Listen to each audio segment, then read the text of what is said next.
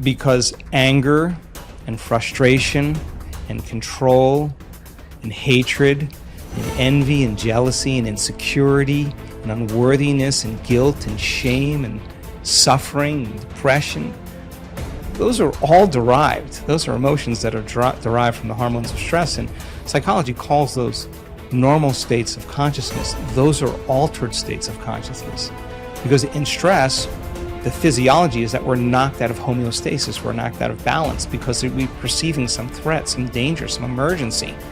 And so the stronger the emotion you feel to whatever stressor there is in your life, the more you pay attention to it. And so in time then, you have to keep your attention on all the important elements in your life. So you sit down to do a meditation, and when you're living in stress and you're living in survival, there's only 3 things that are important in that moment. Your attention is on your body because you got to preserve it. Your attention is on something in your environment, and what's in your environment? People, objects, things, places, and you're very preoccupied with time. And when you're in stress and you're in survival, the brain goes into a default mode, and it's naturally trying to predict the next moment based on what it's learned in the past. And so as you always try to forecast the future based on your memory of the past, you can't be in the present moment, right? So, and yet our model of change, what we discovered is that the only way a person can change is when they get beyond their body, they get beyond all the elements of their environment, and they get beyond that predictable future and familiar past, and they sink into the present moment, which is the unknown. So if you can't do that because of the hormones of stress, most people will sit down and they'll say, okay, I'm going to close my eyes, I'm going to start this process where I'm going to rehearse how I'm going to be today, and they start thinking about their cell phone. They start thinking about all their emails, and they start thinking, I can't meditate. There's something wrong with me. It's my mother's fault, And they actually believe that thought to be the truth, and then they get up and they actually reaffirm it and say, I can't meditate. Now, I can tell you that if you are willing to see that thought as just a thought in your brain, and you're curious what's on the other side of that thought, yeah, you're going to feel uncomfortable. But if you had some tools and skills to apply, and you were able to take your attention off your cell phone and settle your body back down into the present moment, that would be a victory. And then your body would say, come on, you gotta feel a little frustration now, you gotta be impatient, you gotta be judgmental, come on, that's what you always think, that's how you always feel. And you, like an animal, you settle the body back down into the present moment, and you tell it it's no longer the mind, that you're the mind. That's a victory. Then the body says, hey dude, you're super busy, you got a lot of things to do, you got a lot of people to see, you got a lot of places to go, you got a lot of things to do, and you've been doing the same thing every day. Your body's going to want to get up and do something. You're going to want to quit because your brain's telling you that you can't do this. If you had the awareness to settle the body back down into the present moment, you would be executing a will that's greater than the program, because most people lose their free will to those programs, and it's that tedium in the beginning that is an uncompromising will, where you keep training the animal to stay, to take all of its attention off the environment, to get beyond all the cravings, the feelings, the habits of the body, the drives of the body, and catch yourself defaulting to that predictable future, bringing the body back into the present moment, siphoning energy back, your attention into the past based on those familiar emotions of the past. We've discovered that if you're willing to do that for just a few days, you could actually liberate an enormous amount of energy from your body. You go from particle to wave, from matter to energy, and you're literally transmuting those limited emotions into elevated emotions, and something really beautiful happens if you're willing to fire the crucible and sit through that long enough. All of these emotions move, that energy moves right up into the heart, and the person starts falling in love with life. They start feeling this state of gratitude, this gratefulness to be alive, this ineffable word of relaxed and awake. And something really magical happens when we've discovered this little simple thing. When that energy makes it to the heart, there's only one place it wants to go, and it goes straight to the brain. So the person starts relaxing into their heart when they feel this feeling, and the more they relax into the heart, the more their brain all of a sudden starts becoming aroused. And they start going into these elevated gamma brainwave patterns. Now, gamma is not unconscious. Gamma is actually super conscious. It's actually super aware. You're outside the program now. So when that occurs and the brain goes into gamma brainwave patterns, what we discovered is it's not a little gamma. It's not a lot of gamma. It's not a whole lot of gamma. It's a supernatural amount of gamma. And we start seeing these brainwaves where we see theta start carrying alpha, and alpha starts resonating with beta, and beta starts creating high beta, and high beta starts creating gamma. And you see these standing waves of brain coherence happening. And the person feels so amazing that they don't want the moment to end. A day that never came, but has managed to spoil every game. One day that takes all the blame, the basis of all fear and shame. Cripples the blossoming of the life's flame. A spoiler that makes life a dream. Traps the limitless in a limited scene. One day that takes all the blame, the basis of all fear and shame. Cripples the blossoming of life's flame. A spoiler that makes life a dream. Traps the limitless in a limited scene. A day that never comes but the world it ruled. Tomorrow never happened to anybody, but the idea of tomorrow has robbed people. A huge mass of people of their life. Just the idea. Nobody ever touched a tomorrow in their life.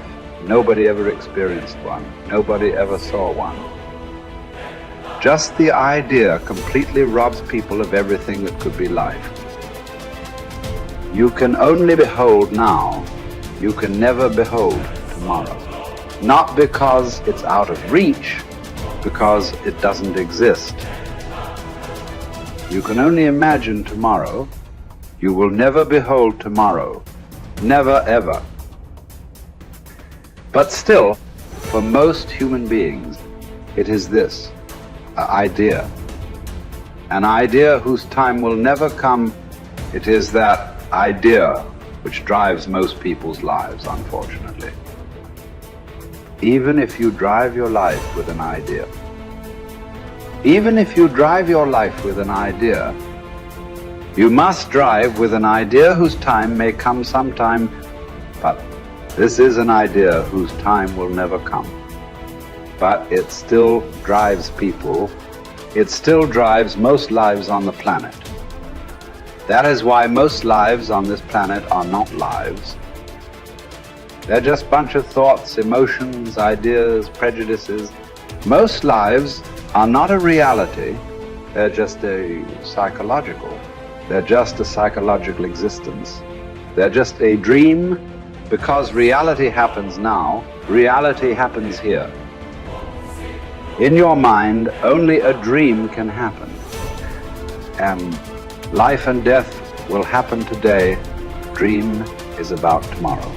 It's better to dream of something that will come true. Tomorrow is a dream that will never come true. So, what you refer to as spiritual process, it's about knowing life. You can know life only today.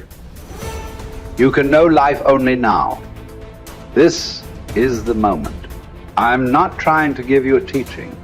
When I say this is the moment, oh, he said, this is the moment. It's not about that. This moment is not an idea. It is the only reality.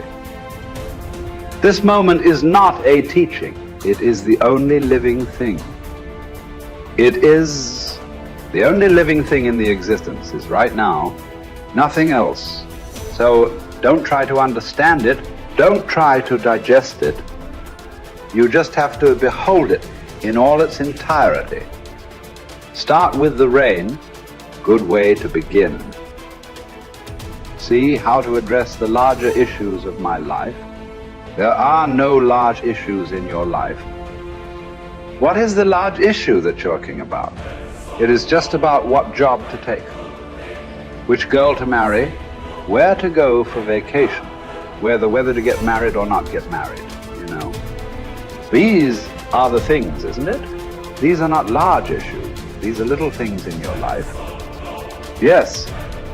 Oh, is it just a small thing whom I get married to? I'm not saying it's a small thing, but as an issue, it's a small issue, little issue, as a consequence to your life. Yes, it has many things. But this is something that human beings have done for millions of years. We have enough experience on these things, isn't it? We know that whatever job we take, whoever we marry, it is just the way we make out of it. Every experience of life, you can make it an enriching experience. Every experience in your life, you can make a curse out of it. See, there is nothing wrong in your job, whatever job you're doing. There's nothing wrong getting this job. There's nothing wrong in losing this job. There is nothing wrong in getting married. There's nothing wrong in getting divorced. There is nothing wrong in not getting married. There is nothing wrong in anything. There is nothing wrong in this or that, but it is just that you make misery out of it. That's wrong. You do this, you make misery out of it. If you do that, you make misery out of it. That's what is wrong with you. So you got married. Is it wrong? That's not the point. There's nothing wrong with it. You did not get married. Is it wrong? No, there's nothing wrong with it. That's wonderful too. You got divorced. Is it wrong? No, that's also wonderful. It is just that you make misery out of everything. That's what is wrong. You just address that one issue, everything will be settled. That's what we are looking at.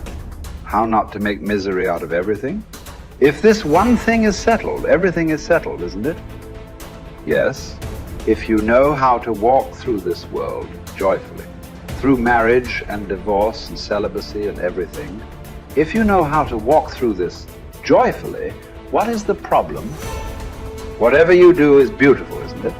If you don't even know how to be happy, don't have such goals as realization. They are very far away from you.